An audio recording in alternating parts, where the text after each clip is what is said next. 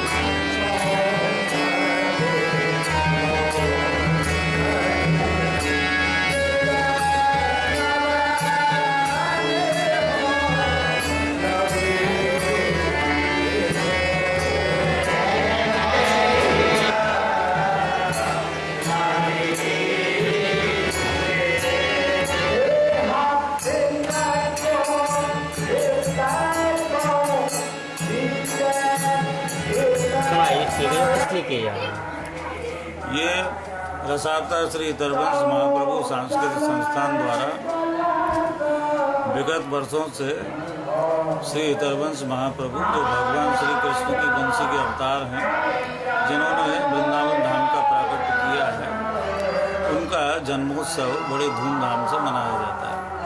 श्री हितरवंश महाप्रभु ही एकमात्र ऐसे रसिक संत हैं जिन्होंने ब्रज में ही बादग्राम, जो रिफाइनरी के पास है, वहाँ आपकी जन्मस्थली है, उनकी प्रशंसा में सेवक वाणी में आता है कि प्रगटे बाद जग धन्य।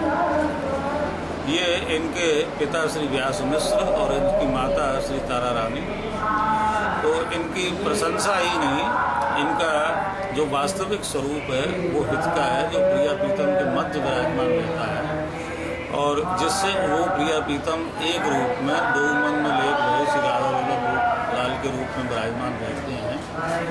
तो तत्वतः ये हित के बिना किसी धर्म की आप कल्पना नहीं कर सकते हो। तो ये हित जो शब्द है, ये हितरवंश महाप्रभु का जो तत्व है उसका प्राकट्य करता है और यह हित प्रकृति में आदि और अंत के रूप में सदैव विद्यमान रहता है, व्याप्त रहता है। तो इनका जो प्राकट्य है ये आदि और अनंत। क्या महत्व होता है इस चीज़ का? ये आज हितरवंश में जयंती मनाई जाती है और ये जो समाज गायन जो हो रहा है, ये क्या होता है, इसका क्या महत्व है? समाज गायन में हितरवंश महाप्रभु के जन्म की बधाई गाई जाती है। बधाई का तात्पर्य होता है कि प्रसन्नता मनाना, आह्लादित होना, आनंदमय होना। बधाई की प्रथम पंक्ति है कि भैया हो अद्भुत मंगल आज, प्रगटे श्री हरिवंश चंद्रवर रसिकन के सरकार। जो रसिक हैं अर्थात जो हमेशा प्रभु के प्रेम में उन्मत्त रहते हैं, उनका भी यदि कोई सिरमौर है तो वो हितरवंश महाप्रभु। आप एक बात और समझ लें कि बिना श्री हरिवंश महाप्रभु की कृपा के वृंदावन में प्रवेश नहीं है। यह जो है स्वामी हरहरानंद जी, जिनको करपात्र जी के नाम से सभी जानते हैं, उनका कथन है, श्री राधा सुधा में आप देख सकते हैं। तो हितरवंश महाप्रभु जो है ये वृंदावन में की जो लीला है, क्रीड़ा स्थली है, इसमें प्रिया प्रीतम, यमुना जी और वृंदावन, ये चारों जो मुख्य स्वरूप हैं ये श्री हरिवंश नाम में ही व्याप्त हैं।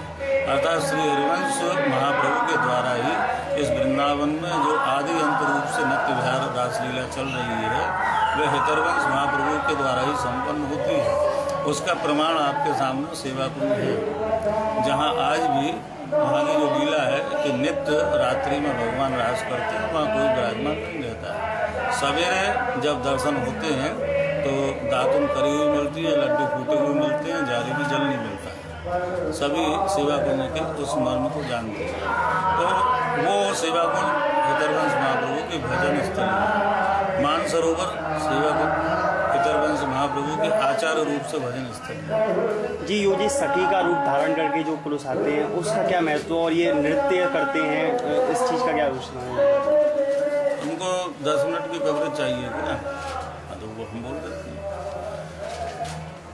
हितरवंश महाप्रभु का जो स्वरूप है आचार्य स्वरूप से आप संवत 1530 में प्राकट हुआ और फिर आप अंतर ध्यान में, आप सशरीर अंतर ध्यान में जो बड़ा रासमंडल स्थान है वहाँ पर हितरवंश महाप्रभु की पादुका, लकुटी और कमंडल ये तीनों मंदिर के पीछे विराजमान आज भी, उसको बंद कर दिया है। तो वहाँ से हितरवंश महाप्रभु यमुना जी को पार करके गए हैं और मानसरोवर तक, भांडेर वन तक उनको देखा गया। उसके बाद किसी ने उनका दर्शन नहीं किया, वो सीधे रासलीला में प्रवेश कर। हितरवंश महाप्रभु के 4 स्वरूप हैं। जो आपका सखी का जो प्रश्न है, हितरवंश महाप्रभु के 4 स्वरूप हैं। एक आचार्य स्वरूप, एक गुरु स्वरूप, एक श्री बंसी जी का स्वरूप और एक श्री सजनी जी का स्वरूप। तो आचार्य स्वरूप से उन्होंने सिद्धांत दिया कि सबसे अधिक निष्काममति श्री वृंदावन विश्राम श्री राधा वल्लभ लाल को हृदय ध्यान में जोई जोई प्यारो करे सोई मोई भावे, भावे मोई जोई सोई सोई करे भावे। मतलब प्रिया प्रीतम एक है, ये सिद्धांत दिया है। इसमें प्रिया जी की प्रधानता बताई। गुरु स्वरूप से आपने जो समस्त जगत में जो ज्ञान व्याप्त है उसका उन्होंने समन किया, वो उनका हित स्वरूप को प्रतिपादित करता है।